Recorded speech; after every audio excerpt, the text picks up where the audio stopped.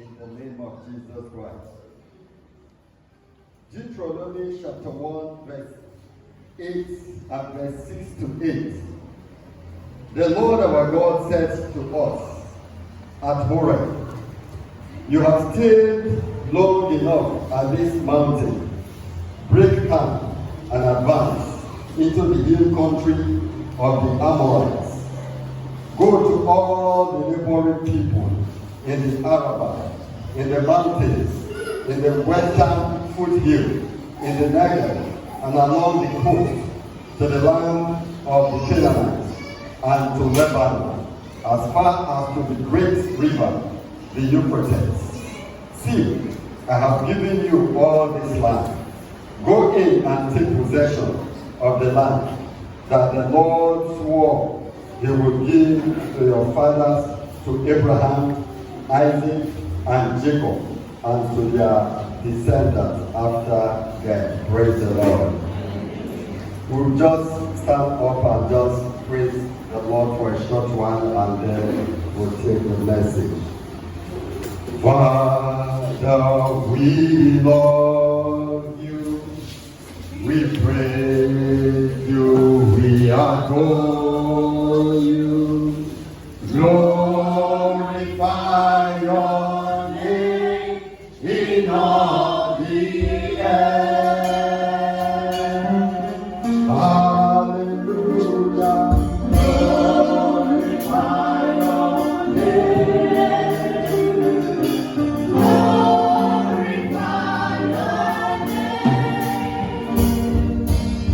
Glorify your name.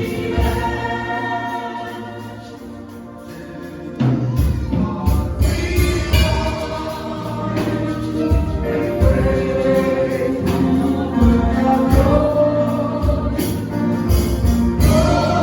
your name in all the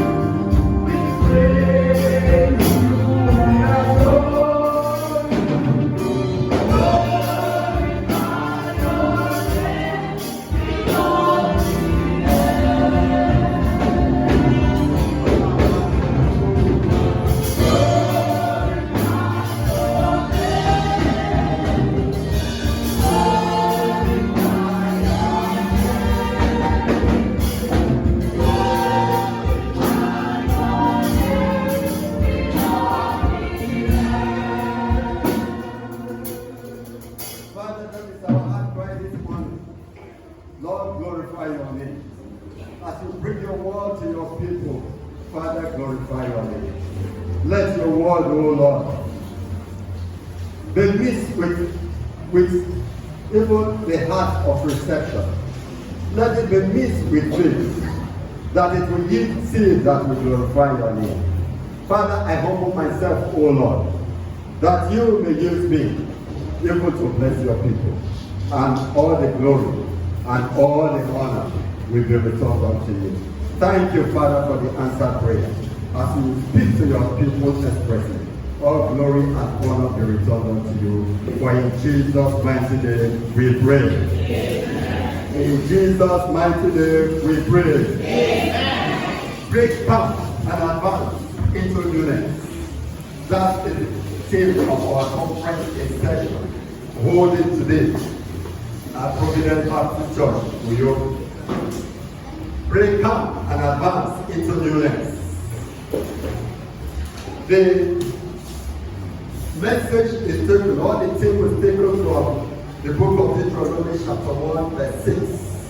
That is the precise verse that the theme is taken from. And the book of Deuteronomy is among the first 5 books in the Bible. And the first 5 books in the Bible is referred to as the law, otherwise called Torah. And another name for it is the Pentateuch, because it has to do with fire. Now, Deuteronomy is a repetition of the law. You see, in the course of the journey, Moses committed an error. He was asked to speak to the rock, but because of anger, he struck the rock twice. And God told him that he will not enter the promised land.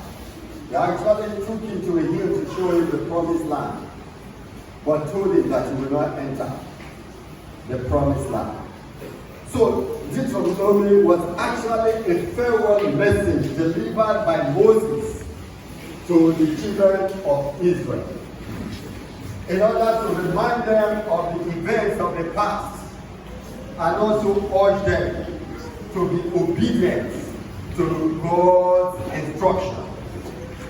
Amen. Amen.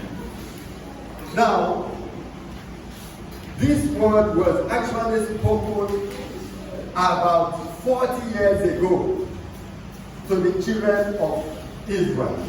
But Moses just recapped it in this last day in life. That is the 40th year after they left Egypt. Now, between Egypt and Mount Sinai, where the 10 Commandments were given to the children of Israel, the journey took only 3 months from Israel to Mount Sinai or Horeb. But they dwelled in this particular place for almost 2 years. They dwelt there for almost 2 years on the same spot. And the journey that was supposed to take 40 days ended up taking 40 years. So it was the second day after their departure from Egypt and to the Sinai desert that big God actually gave them this particular instruction: break camp and advance. See, the Lord our God said to us at Horeb, you have stayed long enough at this mountain. That was a statement God made about 40 years from the time Moses was reminding the children of Israel that you have stayed long enough in this mountain. Break camp and advance. And what was responsible for the lengthy stay of the people in this particular spot? And what caused the journey that would have taken just 40 days to extend to 40 years? And the answer is that the journey was extended because of sin and disobedience. Sin and disobedience caused the journey of 40 days and 40 nights to become a journey of 40 years. Where the first generation of those that left Egypt all died in the wilderness, apart from Joshua and Caleb. Disobedience caused their woes. The children of Israel actually left Egypt physically, but they did not leave Egypt spiritually. As they were journeying, they remember Egypt, and they continued to ruminate over the enjoyment in Egypt. As they came across every little challenge, they wanted to go back to Egypt. They thought about the cucumber, the onion, the garlic that they were eating. They thought about the water that they were drinking in Egypt that was lacking in the desert. And they grumbled against God, so they committed sin. And that was why God allowed them to begin to wander in the wilderness. Break camp and advance into Newness. The children of Israel, they did not break connection with Egypt, the land of slavery and sin. They continue to dwell in Egypt mentally and spiritually instead of focusing on God, who brought them from Egypt, who delivered them from slavery, who delivered them from oppression. But they continue to dwell in Egypt spiritually, morally. And that's why the journey became so long. Break camp and advance into newness. They ate manna in the field because they grumbled. God gave them manna. God gave them quail. God gave them water. But they still continue to dwell in Egypt. They are talking about the Israelites. What about you and I? What about you and I? We have been called out into salvation. But do you not have Egypt? Are you not dwelling in Egypt? Have you allowed Egypt? Have you separated yourself from Egypt completely? Do you not ruminate in your past life? Do you not ruminate in your old habits? Do you not ruminate in your old man? The past life that you were living, have you completely separated yourself from your old life? And that's what the message is all about. Break down and advance into newness. Break down from your old lifestyle. Break down from your old man. To break down is to free. To break down is to separate or to part. Have you freed yourself from your old self? Have you freed yourself from the old man? Have you freed yourself or separated yourself from your old lifestyle before you give your life to Christ? Are you not dwelling in the past? Do you not go back to Egypt spiritually? Egypt was a land of sin and slavery.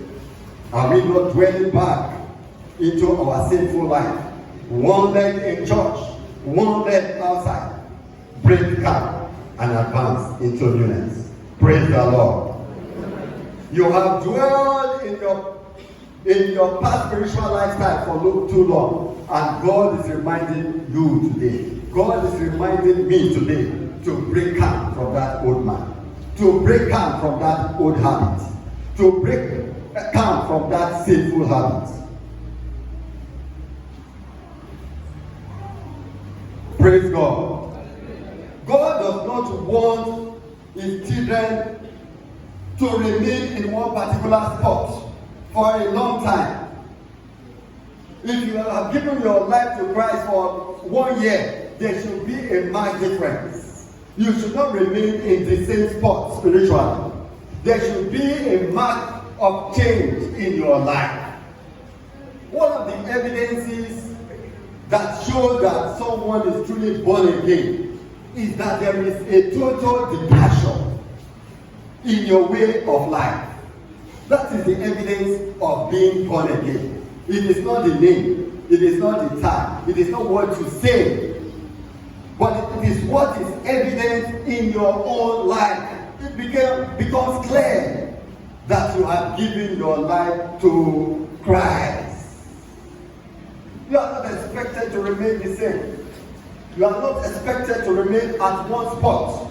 You have dwelled in your past life for too long. God is saying to you and I, break camp and advance into newness. You have dwelled in sin for too long. God is saying, break camp and advance into newness. You have not separated. Perhaps you are born again. You still mingle with your friends with whom you do things together. You run things. You know, this is how we run things. You still run things with your people.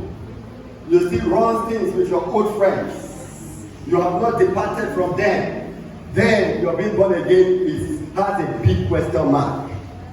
God is saying you have dwelled long enough in that association. Break camp and advance into newness. Amen. Amen. Break camp and advance into newness. You have remained connected to your past people, or to your people that you used to do things together. Break camp. It is time to dissolve that association, to break away, to separate yourself, to set yourself apart from that association that does not glorify God's name. Praise the Lord. A camp, in those days, that word has a history. When the children of Israel left Egypt, they actually had to settle in some places to rest, as the Spirit of God leaded, in the pillar of cloud in the daytime and of fire at night. So they settled in place and rested after a lengthy walk. And later, you discover that camp became a military tent when there's going to be an invasion or an attack, or two nations want to war. They will now get camps, opposing camp, or a nation want to attack a city, they will encamp around it. So it has a military connotation as well. So a camp in this essence is a place where there has been a kind of lukewarm attitude. You have a lukewarm attitude to the things of God. That could be another form of camp. Your conscience don't prick you when you commit sin. It could be a camp of a sort to you. God is saying you have dwelled long enough in that camp. Break camp and advance into newness. Praise the Lord. Yeah. To advance here is to make progress or move forward. God is saying to you today that it is time to move forward. Spiritually, it is time to move forward. Morally, it is time to move forward. Move forward. Advance. The Israelites were to advance and take possession of the territory that God has given unto them. And after 40 years of rigmarole, of sinfulness in the wilderness, they eventually arrived at their own destination. But you know that you and I will have the promised land. Do you know, church, that we have the promised land? Which place is our promised land? Heaven is our promised land. Amen? Our promised land is heaven. And there is one ticket that will qualify us to enter heaven. Only one ticket. And that ticket is newness of life. Amen? Amen. New life in Christ is the ticket to heaven. Newness of life. Life in Christ is the only ticket that qualifies someone to enter into heaven. Turn with me to 2 Corinthians chapter 5. Verse 17. It says, therefore, if anyone is in Christ, he is a new creation. The old has gone, the new has come. The old must go.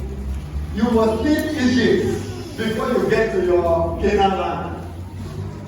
You must depart from Egypt before you can enter the promised land. If you do not forget about Egypt, if you continue to dwell in Egypt, if you continue to remember your Egypt, you will not be able to enter into heaven, because the newness will not come. It might cause a problem, because sin caused the children of Israel to maroon in the desert for 40 years. So this old must go. The old self must go. And the new man in Christ Jesus must be allowed to take his rightful place in our lives. Newness in the Greek word is kairos. Kairos is the Greek word for newness. And it refers to a fresh existence. A fresh existence or regeneration. That is what is called regeneration in theology. There must be an evidence of newness in a child of God for him or her to enter into the kingdom of God, into heaven. You must be regenerated. It is not sufficient for you to say, I am born again, and there is no regeneration. There is no evidence of Christ in you. That's what this message is all about. You must be regenerated. It is not enough for you to say, I am born again. But the evidence of being born again must be very, very loud. It must show that you are indeed born again. Regeneration, kairos. It is the transformation in the inner man that is known as newness. You are transformed from being carnal into a spiritual being in your thoughts and in your conduct. There must be that evidence of transformation. So if you are in church today and there are no evidences of transformation, then you must advance to newness. That advancement to newness is very, very critical. It is a complete change which happens to someone which has given his life or her life to Christ. A new life in Christ is the ticket to heaven. It is not your declaration or what you say to others that I am born again. It is not that. That's not what matters. Newness in Christ is what matters. That is the ticket that will qualify you and I to enter into our promised land. So apart from saying that I am born again, yes, you have accepted Jesus Christ as your Lord and personal Savior. But there also needs to be that transformation. You must allow Jesus Christ to rule over you. You must allow Christ to reign over your affairs, over the things that you do, over the things that you say, that the evidence of that newness will be clear, able to others and unto God. You must allow the old man to be crucified. When you are baptized and you are deep in the water, it symbolizes that you have been crucified with Christ in death. So that old man is dead. It's not dead. That sinful nature is dead with Christ on the cross. And when you are raised up, you have risen with Christ in resurrection. And so, when you just have your baptism, it's not just a small, say, okay, exercise, a normal routine. No, it goes beyond that. That baptism must yield results. You must die to Christ, and you have to resurrect spiritually and morally with Christ. And so, there needs to be an evidence of that resurrection into new life in your life. Newness is what matters. John chapter 3 verse 14 to 16. John chapter 3 verse 14 to 16 says something. 14. Just as Moses lifted up the snake in the desert, so the Son of Man must be lifted up, that everyone who believes in him may have eternal life. Yes, you believe him. Yes, you have believed him. Amen. Now, 16 says, for God so loved the world that he gave his one and only Son, that whoever believes in him shall not perish, but have eternal life. Now, you have believed, but you need to look unto Jesus. Let your focus be on Jesus. That is what verse 15 is saying, that everyone who believes in him have eternal life.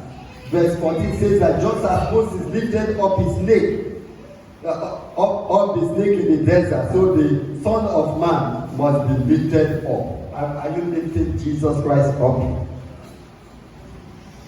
The evidence of newness is actually to lift Jesus Christ up.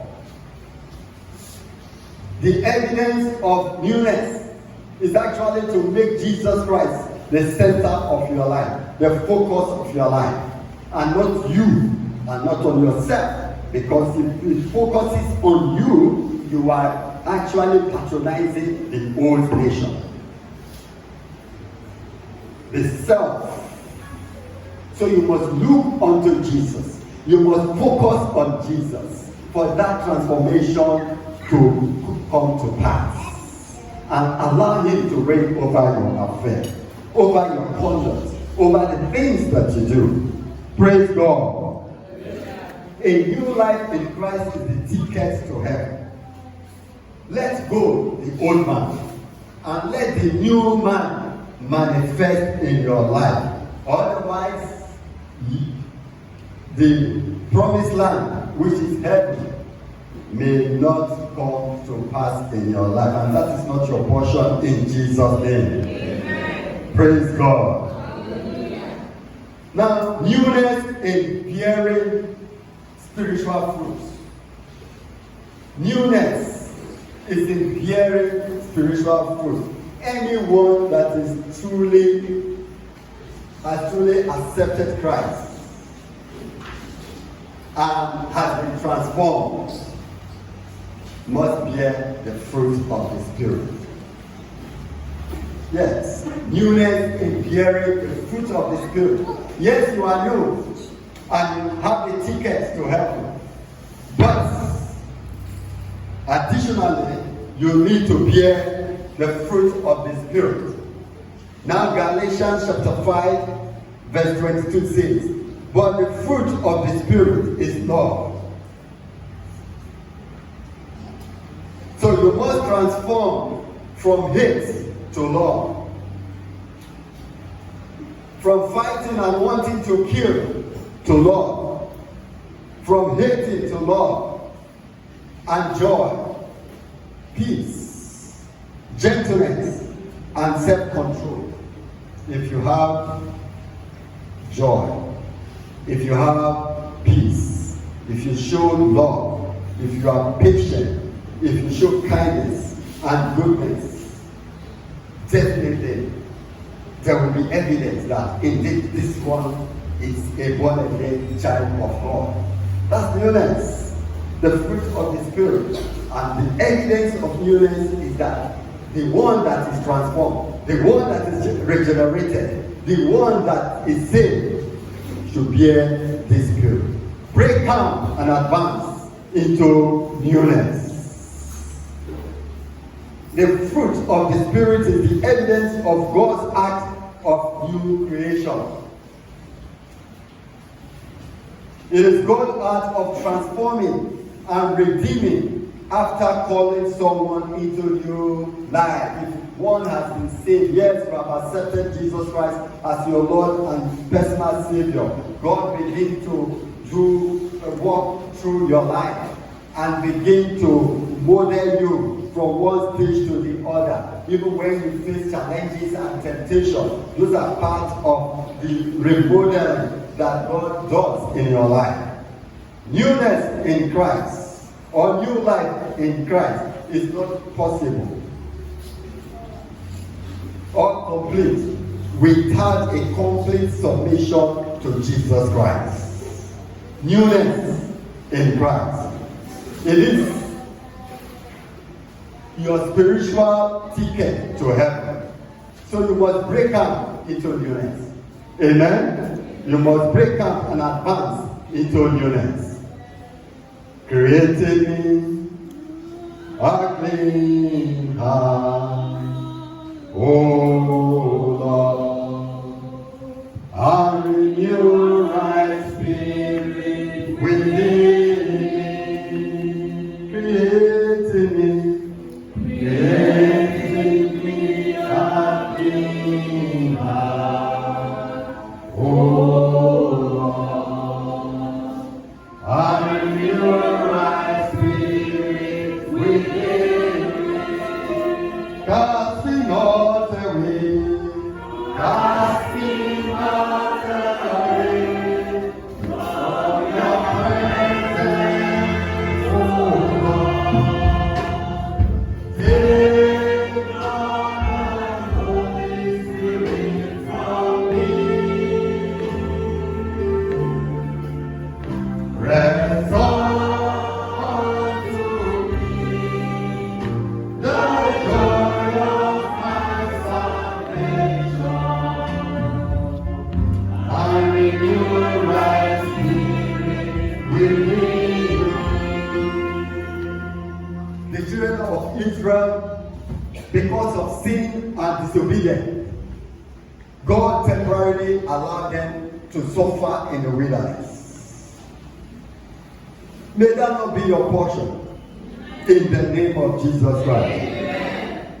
God will grant you a new spirit and create newness in your life, that you may be obedient to His instruction in the name of Jesus Christ. A newness of life. Newness of life in Christ Jesus Christ. Christ Jesus Christ came to the world to die for your sin and to die for my sin, that we may have new life. That we may have life in Him. A life in Jesus Christ is the life that gives us the ticket to heaven. It is not life in the old man. Life spent in doing the things of the past, when we were still yet born again. A life that is lived in sin. God is reminding us to break camp from sin, the habit of sin, and break camp into and advance into newness, advance into new life in Christ. That there will be evidence to show that we are indeed born again. Creating me a clean heart. We can rise up. Oh Lord, I renew the right spirit.